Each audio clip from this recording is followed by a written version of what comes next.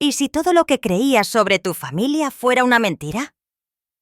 Cuando Isabela Montero entró en el viejo granero de su abuelo esa mañana, pensó que solo estaba reparando una viga rota, pero debajo de las tablas del suelo encontró un túnel oculto, uno que había estado sellado durante más de 150 años. Dentro, un espacio habitable, intacto, misterioso y que escondía un secreto familiar enterrado por generaciones. Pero el verdadero shock no fue solo lo que había allí abajo, sino quién había estado viviendo allí y por qué la verdad nunca estuvo destinada a ser encontrada.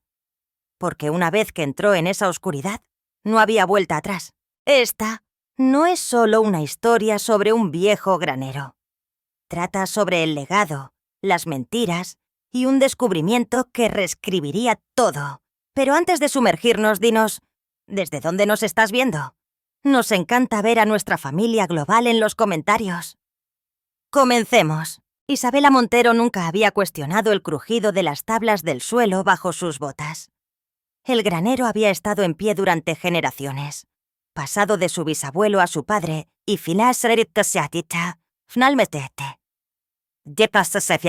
nete a ella. Conocía cada viga, cada clavo, cada sombra que se extendía por el suelo cubierto de paja cuando el sol se ponía bajo detrás de las colinas de la zona rural de Hidalgo. Pero esa mañana, algo se sentía diferente. Estaba arreglando la viga podrida en la esquina noreste, tal como solía hacer su padre, cuando su bota aterrizó en un lugar que resonó hueco. Ese sonido no pertenecía a un granero construido sobre tierra compactada y roca madre. La hizo congelarse. Se agachó, apoyó la oreja en las tablas de madera y lo oyó de nuevo. El innegable vacío bajo sus pies. Su pulso se aceleró. Isabela había vivido aquí sola desde que su padre falleció hace 5 años. Sin familia, sin vecinos, sin secretos, o eso pensaba. Agarrando una barreta levantó una tabla, luego otra, y cuando sacó la tercera se le cortó la respiración. Debajo de ella yacía una escalera oculta que descendía a la oscuridad, la madera alisada por el tiempo. Lo que fuera que estuviera allí abajo no había visto la luz del día en años, y alguien se había esforzado mucho por mantenerlo así. Isabela dudó en lo alto de la escalera oculta, su corazón latiendo como cascos contra la tierra seca. El polvo flotaba en la tranquila luz de la mañana, y la vieja madera gemía bajo su peso. Tragó saliva, encendió un cerillo y comenzó su descenso. Un paso cauteloso a la peza, aló a la vez. El aire se enfriaba a medida que descendía. Para cuando sus botas tocaron el suelo compactado en la parte inferior, el cerillo se había consumido. Encendió otro, y su respiración se cortó de nuevo. No de miedo esta vez, sino de incredulidad. El túnel no era un agujero tosco. Estaba cuidadosamente construido. Paredes reforzadas, vigas de madera, incluso estantes tallados en la tierra misma. Esto no era un refugio improvisado o un sótano para tormentas. Era un secreto que alguien se había esmerado en proteger. Dio pasos lentos y deliberados hacia adelante, sus dedos rozando las frías paredes del túnel. El silencio era profundo, pero no estaba vacío. Sus ojos se posaron en algo justo más allá del cerillo. Huellas. Frescas. No eran las suyas. Alguien había estado aquí recientemente, muy recientemente. Un escalofrío le recorrió la espalda. Isabela conocía esta tierra. Su bisabuelo, Elías Montero, había construido todo aquí con sus propias manos. La casa, el granero, las cercas, incluso el molino de viento que todavía crujía con la brisa de verano. Era un hombre de la tierra, un hombre de trabajo duro y honor silencioso. Nunca habló de secretos. No había ninguno que contar, o eso siempre había creído ella. Pero ahora, justo debajo de la tierra de su familia, había un lugar tallado con intención, y alguien había estado viviendo aquí. Entró en una cámara más grande justo cuando su cerillo se apagó. En la oscuridad, sus sentidos se agudizaron. El aire era húmedo, frío, pero no viciado. Encendió otro cerillo y jadeó. Una silla de madera estaba frente a ella, ligeramente inclinada hacia la entrada del túnel. Sobre la mesa a su lado yacía una taza de hojalata, todavía húmeda por dentro. Migas salpicaban un plato pequeño, como si alguien acabara de comer y se hubiera ido a toda prisa. Se le erizó la piel. Quienquiera que hubiera estado aquí no solo estaba de paso. Se habían hecho un hogar. Una gruesa manta de lana estaba doblada sobre una cama baja de cajas de madera. Una lámpara colgaba de un gancho en el techo. Libros viejos, encuadernados en cuero, estaban apilados ordenadamente contra la pared. Sus ojos se posaron en uno y con los dedos temblorosos lo abrió. Dentro de la portada, escrita con una caligrafía en cursiva que reconoció al instante, estaban las palabras «Propiedad de Elías Montero, 1861». Se le hizo un nudo en la garganta. ¿Cómo podía ser? Su bisabuelo murió en 1974. Y, sin embargo, este libro parecía intacto por el tiempo, demasiado limpio, demasiado seco, como si alguien lo hubiera estado cuidando. Isabela se agachó y abrió un pequeño cofre de madera debajo de la mesa. Dentro había documentos antiguos, escrituras, cartas escritas a mano dirigidas a Elías de personas que no reconocía. Y en el fondo, una fotografía. 3 hombres estaban hombro con hombro frente al granero de arriba, pero el granero se veía diferente, más nuevo, casi sin terminar. Uno de los hombres era inconfundiblemente Elías, más joven de lo que jamás lo había visto en las viejas fotos familiares. Los otros 2, extraños. Sin embargo, algo en sus rostros le removió la memoria, como si hubiera visto ecos de sus expresiones en la gente del pueblo. En el reverso de la foto, con la letra de Elías, estaban las palabras «El pacto se mantiene. Nadie habla de lo que yace debajo». 1862. La mano de Isabela comenzó a temblar. Un pacto, un túnel, escrituras ocultas. Y entonces, el agudo crujido de pasos arriba. Se congeló. Alguien caminaba por el suelo del granero. Su granero. Los pasos eran lentos, confiados, no el arrastrar de un viajero perdido o un niño curioso.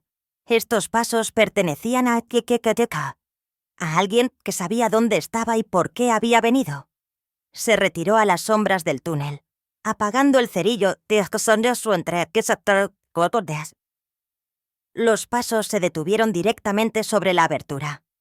Luego, una voz, tranquila, mesurada, femenina. «Ya puedes subir, Isabela. Sé que estás ahí abajo». El corazón le dio un vuelco en la garganta. Se apretó contra la pared fría, con las manos apretadas, conteniendo la respiración. «No voy a ninguna parte», finalmente gritó, con la voz temblorosa. «Hasta que me digas qué es esto». Una pausa. «Precisamente por eso estoy aquí», respondió la mujer, pero preferiría no gritar a través del suelo. La mente de Isabela corría a toda velocidad. ¿Cómo sabía esta mujer su nombre? ¿Cómo sabía del túnel? Y, más importante, ¿quién era ella? «Mi nombre es Carlota Valdés», continuó la voz, «y he estado esperando a que encuentres esa escalera durante casi 6 meses». El granero volvió a quedar en silencio, y algo se movió en el pecho de Isabela. Un tirón entre el miedo y la dolorosa necesidad de la verdad. Toda su vida se había construido sobre esta tierra, sobre las historias de trabajo duro, familia y legado. Pero ahora, con un solo descubrimiento bajo sus botas, todo se sentía como una cáscara, y la verdad se abría paso al chipti, a la superficie. Tomó una larga bocanada de aire, se giró hacia las escaleras y comenzó a subir. La luz del sol, filtrándose a través del techo del granero, hirió los ojos de Isabela mientras emergía del túnel. Sus botas resonaron suavemente en las tablas del suelo mientras se enderezaba, con los músculos tensos y el corazón martilleando. Al otro lado del granero estaba una mujer de unos 45 años, alta, con pómulos afilados y una mirada que no se perdía nada. Su cabello oscuro estaba cuidadosamente recogido y sostenía una gastada cartera de cuero en una mano. como si estuviera llena de más verdad de la que le importaba llevar. ¿Tú eres Carlota Valdés?, preguntó Isabela, con la voz baja pero firme. La mujer asintió. Y tú eres la bisnieta de Elías Montero. Lo veo en tus ojos. Isabela no se inmutó. ¿Cómo sabes mi nombre? Carlota se acercó, dejando la cartera sobre una paca de heno. He estado estudiando las tierras de tu familia durante mucho tiempo. Tu bisabuelo y el mío fueron socios comerciales una vez, pero su relación no terminó como lo cuentan los libros de historia. Isabela entrecerró los ojos. No sé nada de tu familia. Mi bisabuelo nunca mencionó a ningún socio.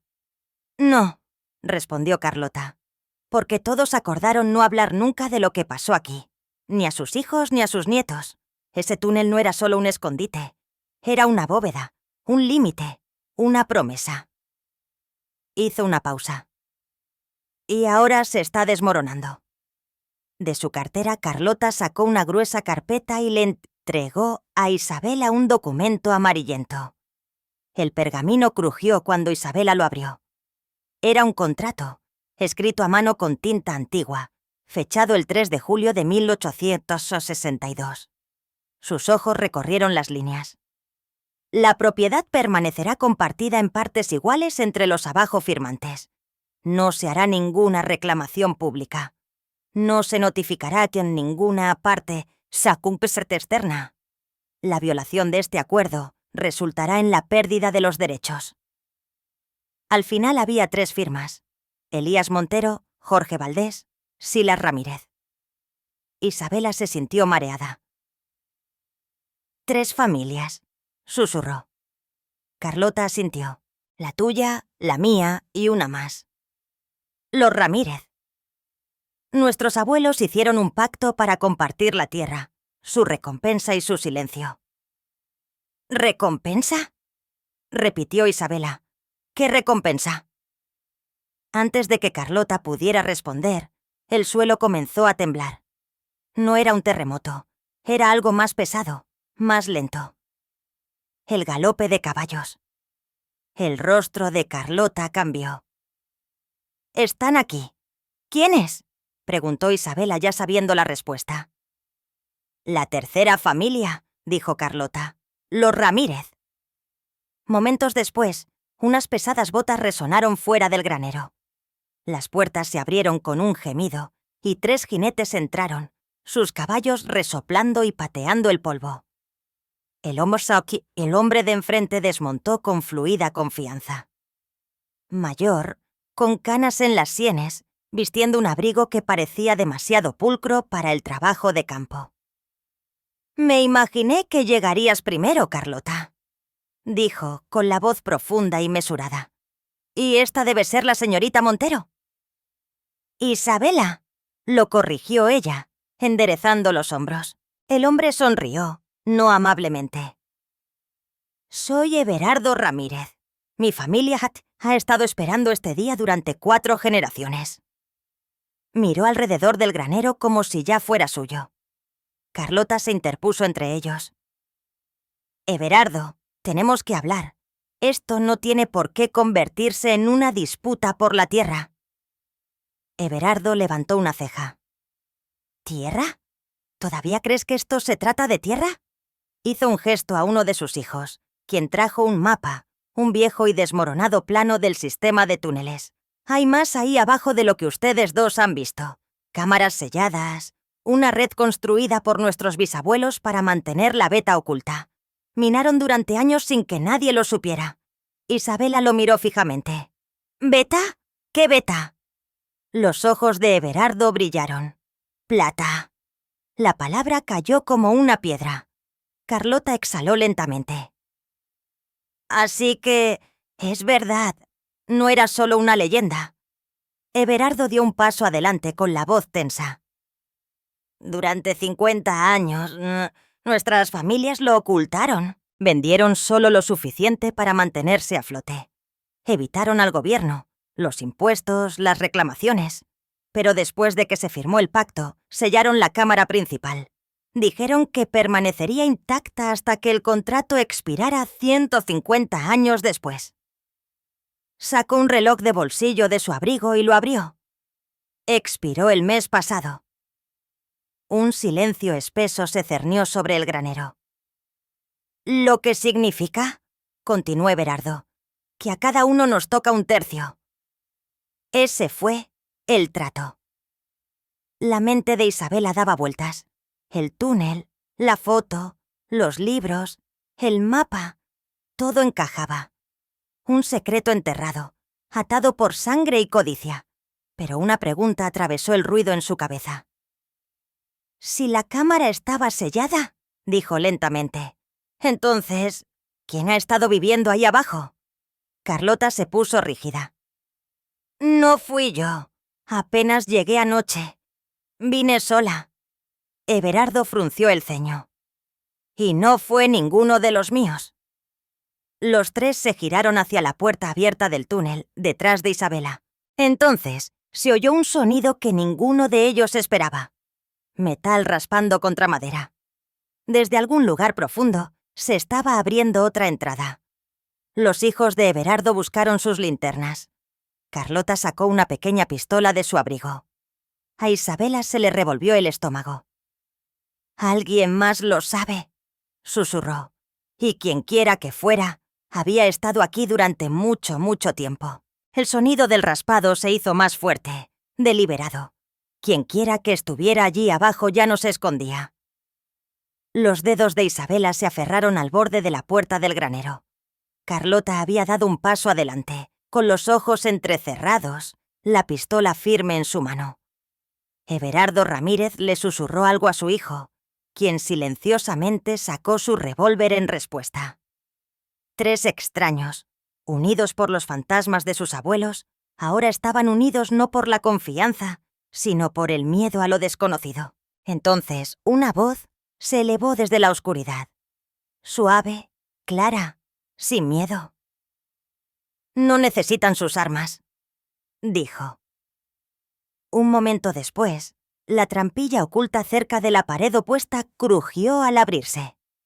El polvo se levantó y de las sombras emergió un hombre mayor, de unos 60 y tantos años, con el pelo veteado de plata, la piel oscurecida por el sol y la postura lenta y firme de alguien que lleva el tiempo a sus espaldas. Entró en el granero como si perteneciera allí y, de una manera inquietante, así era. El hijo de Everardo levantó su revólver, pero el hombre solo levantó una mano y dijo con calma: «No vas a necesitar eso, hijo. No aquí». Carlota habló primero. «¿Quién es usted?» Los ojos del hombre se dirigieron hacia ella, luego hacia Isabela. «Me llamo Caleb Ríos. Mi abuelo era Daniel Ríos. Él fue el cuarto hombre».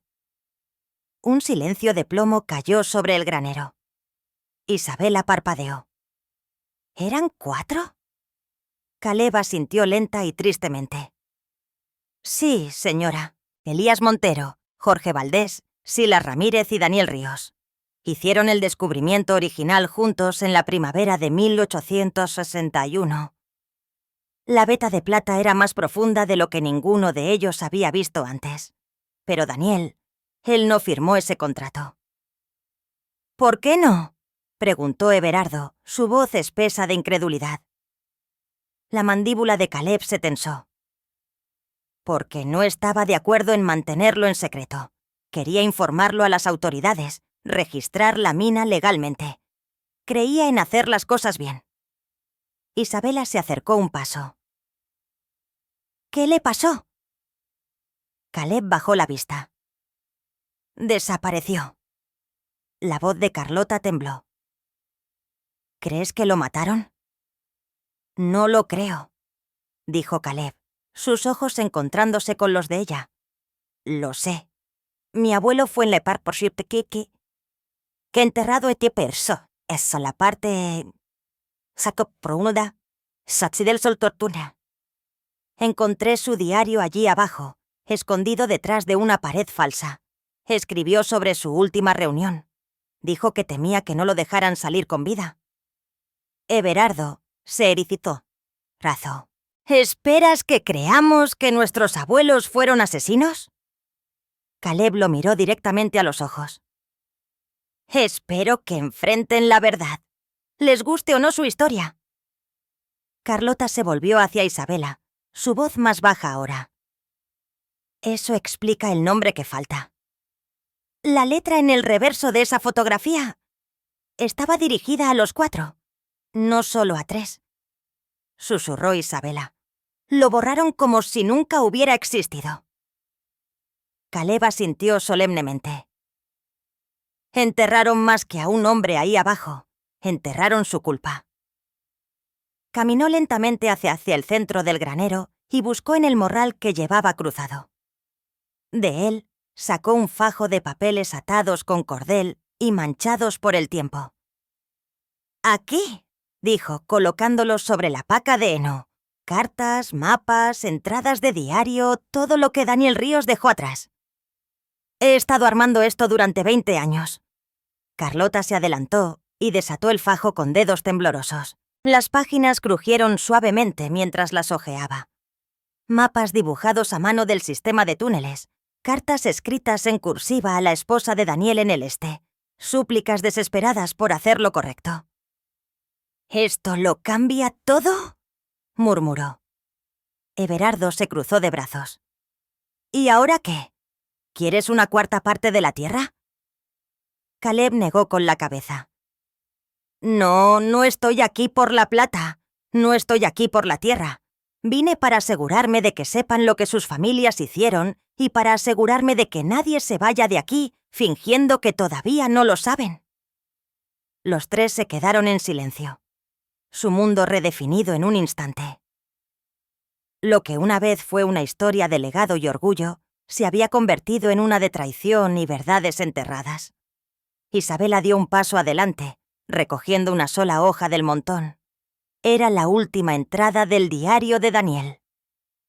«Me han pedido que me reúna en la cámara lejana.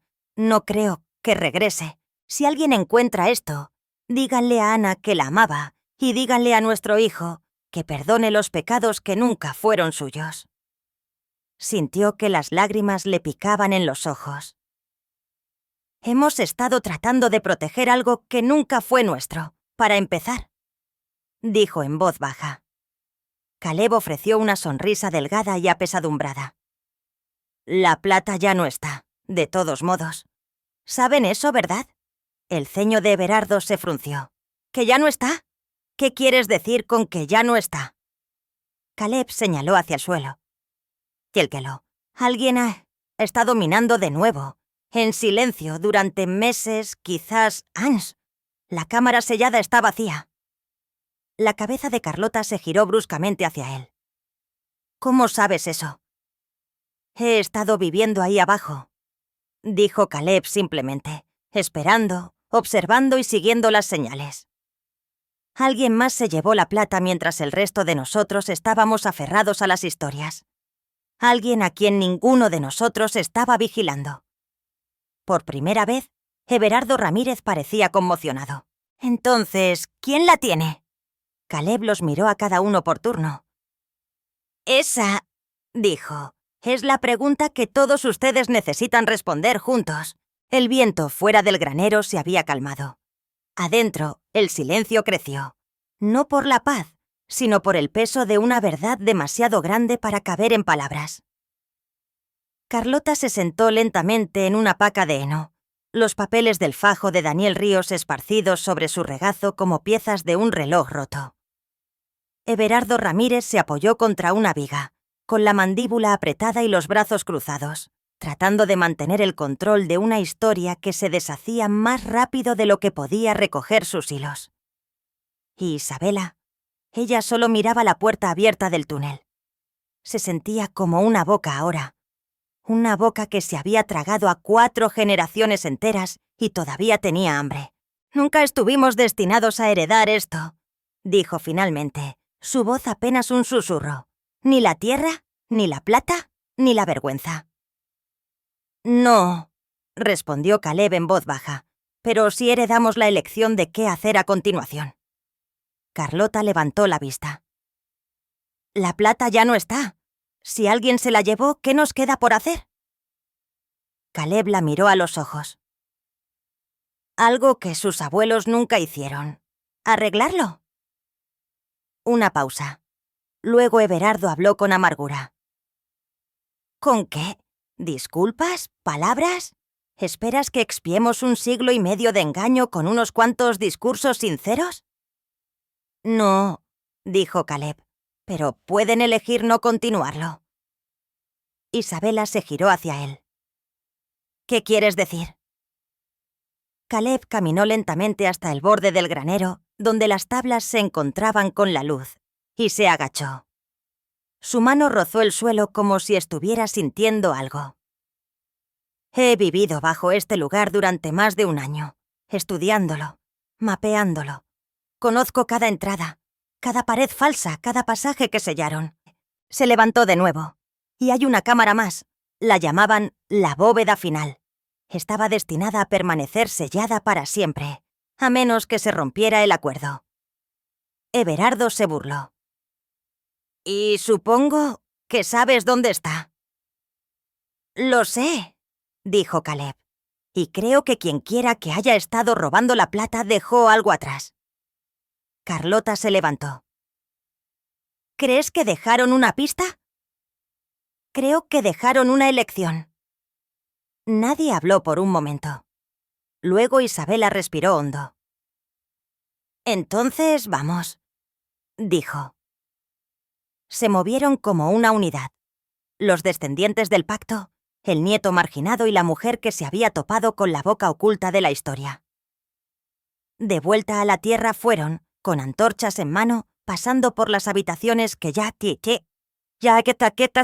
habían descubierto, a través de los estrechos pasadizos que Caleb conocía de memoria, hasta que llegaron a una pared de madera que no parecía diferente a ninguna otra. Pero cuando Caleb se adelantó y presionó una viga semienterrada, ésta se movió. La pared se abrió con un gemido, como una garganta tragando arrepentimiento. Dentro no había ningún tesoro, ninguna plata reluciente. Solo una cosa. Un pequeño escritorio desgastado con un único objeto sobre él. Un grueso libro de contabilidad de cuero, abierto en la última página. Isabela se adelantó, con el corazón martilleando. Leyó la inscripción en voz alta. Lo que fue tomado se devuelve al mundo. No a los codiciosos, no a los herederos, sino a los heridos, a los perdidos, a los que nadie ve. Que este sea el fin de la herencia y el comienzo de la restauración. «¿Eve?», susurró Carlota. Caleb sonrió débilmente. «Elena Vázquez». «¿Quién?», preguntó Isabela. «Un nombre que desapareció de los registros en el siglo XIX», dijo Caleb. «Era la hija de Roberto Vázquez, el prospector original que descubrió la veta de plata. Fue asesinado por los 4 hombres que reclamaron la tierra». La boca de Everardo se abrió. «¿Estás diciendo que nuestros abuelos asesinaron a su abuelo?» «Eso es exactamente lo que estoy diciendo», respondió Caleb. «Y ella ha estado esperando, planeando». Carlota retrocedió, su rostro pálido. «Robó la plata no para acapararla, sino para regalarla». La voz de Isabela se quebró. No quería venganza, quería justicia. En la siguiente página del libro de contabilidad había registros detallados. Nombres de pueblos, orfanatos, hospitales, centros comunitarios. Envíos de plata convertidos discretamente en efectivo, invertidos en lugares olvidados por la sociedad.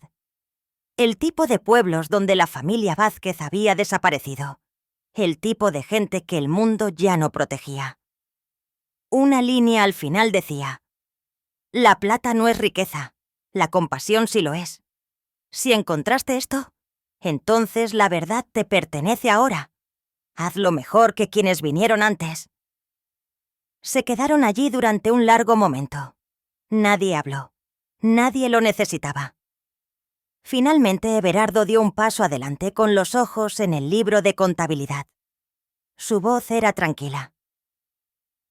«¿Qué hacemos con la tierra?» Carlota miró a Etiel y a Isabela. Isabela miró a Caleb. Y Caleb que había esperado la mayor parte de su vida este momento, dijo simplemente: «La devolvemos». No solo a su nombre, sino a lo que ella representaba. La preservamos, no como una mina, no como un secreto, sino como un monumento a lo que no debe repetirse. Isabela asintió. Y abrimos el túnel al público, a las escuelas, a la gente que necesita entender que el silencio y la herencia no son lo mismo que el legado. Carlota añadió: «Convertiremos el granero en un memorial y la tierra en algo que sane». Everardo, lento pero sincero, dijo: «Nos aseguraremos de que nadie olvide el cuarto nombre». Caleb cerró suavemente el libro de contabilidad. Esa era la oportunidad. No el oro, no la plata, sino una segunda oportunidad. Las semanas siguientes se movieron como una marea, constante, poderosa e imparable. Isabela ya no miraba el granero de la misma manera. Cada tabla que una vez había reparado con orgullo, ahora se sentía como una reliquia del silencio. Cada vez que el viento crujía entre las vigas, susurraba historias no de fuerza, sino de secretismo. Y aún así, se quedó. Porque quedarse significaba enfrentarlo. Carlota también se quedó. Se mudó a una pequeña habitación de huéspedes en la casa de Isabela, pasando sus días peinando los diarios de Daniel Ríos y el libro de contabilidad de Elena Vázquez. Se convirtió en la historiadora de la verdad, no por deber, sino por necesidad. Toda su vida se había construido sobre la imagen de hombres que llevaban la integridad como una insignia. Ahora entendía que esa insignia había sido prendida en una mentira. Everardo los sorprendió a todos. En la segunda semana después de que se abriera la cámara final, regresó con sus hijos. No con armas ni abogados, sino con madera y herramientas. Juntos, ayudaron a reconstruir los cimientos del granero, reforzando la estructura sobre el túnel con paneles de vidrio que permitirían a los visitantes mirar hacia la historia sin perturbarla. «Nunca borraremos lo que se hizo», dijo mientras clavaba una nueva viga. «Pero tal vez podamos construir sobre ello algo honesto, por una vez». Y Caleb Ríos se convirtió en el corazón de la restauración. El hombre que había vivido en las sombras durante tanto tiempo era ahora el guía, el guardián, el narrador. Niños de los pueblos cercanos comenzaron a llegar en excursiones escolares, con los ojos muy abiertos y curiosos. Caleb se arrodillaba junto a ellos, con polvo en las manos y amabilidad en la voz, mientras contaba la historia de 4 hombres y una veta de plata, y del hombre que enterraron para protegerla. Pero algo en Isabela comenzó a cambiar, lenta y profundamente. Durante 32 años, había creído que la historia de su familia era una de silenciosa resiliencia. Su bisabuelo había sobrevivido a sequías, crisis de mercado y la pérdida de 2 hijos. Su padre le había transmitido esa historia como un evangelio. Trabaja duro, habla poco, protege la tierra. Pero ahora veía lo que ese silencio había causado. Una noche, estaba sola en la boca del túnel, el sol poniéndose detrás del granero. Carlota se acercó por detrás, sosteniendo 2 tazas de café. «¿Estás bien?», preguntó. Isabela asintió, aceptando la taza. Pensé que soltar la mentira se sentiría como perderlo todo. «¿Y ahora?», preguntó Carlota. Isabela miró las escaleras que una vez la habían aterrorizado. «Ahora creo que es la primera vez que realmente pasó algo», dijo. «No tierra, no plata, solo claridad». Carlota sonrió. «Has cambiado. Tú también», respondió Isabela. Carlota miró hacia el gran enje del grano, donde los hijos de Everardo instalaban una placa conmemorativa cerca de la entrada. «Es curioso», dijo. «Vine aquí esperando luchar por lo que a mi familia se le debía. Resulta que lo que se nos debía era humildad». Unos días después, la gran inauguración del túnel Memorial Ríos Montero atrajo a visitantes de todo el estado. Los periódicos locales titularon: «Una verdad enterrada, desenterrada. Familias eligen la integridad sobre la herencia». La gente no vino por un tesoro. Vinieron por la historia, por la lección. un niño no mayor de 10 años. Saquique Sitños tiró de la manga de Isabela durante un recorrido. «Señorita Montero», preguntó, «¿alguna vez encontraron plata?» Ella se agachó a su lado, sonriendo suavemente. «Encontré algo mejor». «¿Qué?» «Coraje», dijo. «Del tipo que no proviene de guardar cosas, sino de dejarlas ir». Esa noche, mientras caminaba por los silenciosos pasillos del ahora preservado granero, se detuvo ante la gran foto enmarcada en la pared este. Era la única imagen conocida de los 4 hombres originales, incluido Daniel Ríos, ahora restaurado a su lugar legítimo. A su lado colgaba otra imagen, un pequeño retrato de Elena Vázquez, la mujer que había robado la plata, no por codicia, sino por justicia. Aquella cuyas manos habían sacado a generaciones de la pobreza sin exigir una sola palabra de reconocimiento. La mujer que la historia había tratado de borrar, pero que había escrito su nombre en un legado en lugar de en tinta. Mientras el viento rozaba las paredes del granero, Isabela apagó las luces y susurró en la oscuridad. «Gracias por no renunciar a la verdad». Esa noche, durmió sin sueños por primera vez en años. Sin fantasmas, sin culpa. Solo la respiración profunda y tranquila de la tierra, finalmente permitida a descansar, no bajo una manta de secretos, sino bajo el cielo abierto de la redención. 3 meses después, el granero ya no olía a polvo y madera olvidada. Ahora llevaba el aroma de pintura fresca, libros viejos y posibilidad. El túnel permanecía intacto, sin tocar más allá de la preservación. Sus pisos reforzados, las paredes estabilizadas y las linternas iluminando suavemente el camino por debajo. Pero lo que una vez se sintió como una tumba, ahora respiraba como un recuerdo vivo, compartido libremente con el mundo en lugar de escondido debajo de él. El Memorial Ríos Montero se había convertido silenciosamente en un lugar de peregrinación. Familias llegaban en coche desde estados vecinos solo para caminar por la tierra donde la codicia una vez se había hundido profundamente y la verdad había sido esperado pacientemente.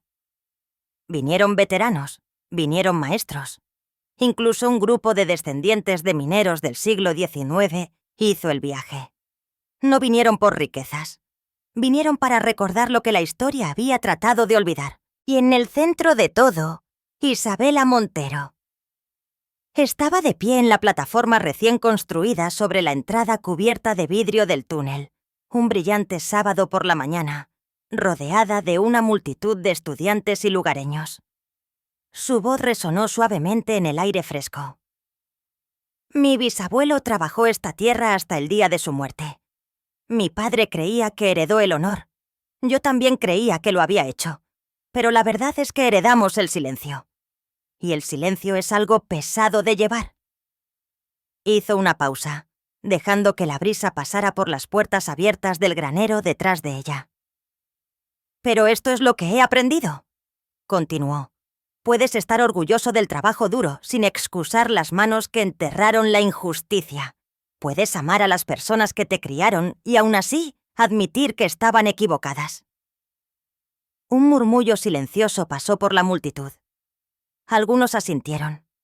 Algunos se secaron las lágrimas de los ojos. Este túnel fue construido una vez para esconder algo, pero hemos decidido que será recordado por otra cosa. No por la plata, sino por la integridad. No por la riqueza, sino por la redención. No estamos aquí para avergonzar al pasado. Estamos aquí para elegir un futuro mejor. Cuando bajó, la gente aplaudió. No como una multitud, sino como una familia. No hubo vítores, solo calidez, solo comprensión. Después de que la multitud se dispersara y el último autobús escolar levantara una estela de polvo por el camino, Isabela se encontró de nuevo dentro del granero, observando la luz del sol derramarse sobre la madera en corrientes doradas. Carlota se acercó, con las manos metidas en los bolsillos de su abrigo. «¿Siempre supiste hablar así?», preguntó, medio en broma. Isabela se rió suavemente. «No, solo dejé de hablar como si alguien más hubiera escrito el guión». Carlota sonrió. ¿Alguna vez piensas en lo que diría tu abuelo si viera todo esto? Isabela miró el libro de contabilidad que todavía llevaba en sus manos todo el tiempo. Y creo que una parte de él estaría equivocada, pero la parte de él que amaba esta tierra, la parte que se quedaba despierta por la noche escuchando el viento, que construyó este granero con sus manos, esa parte lo entendería.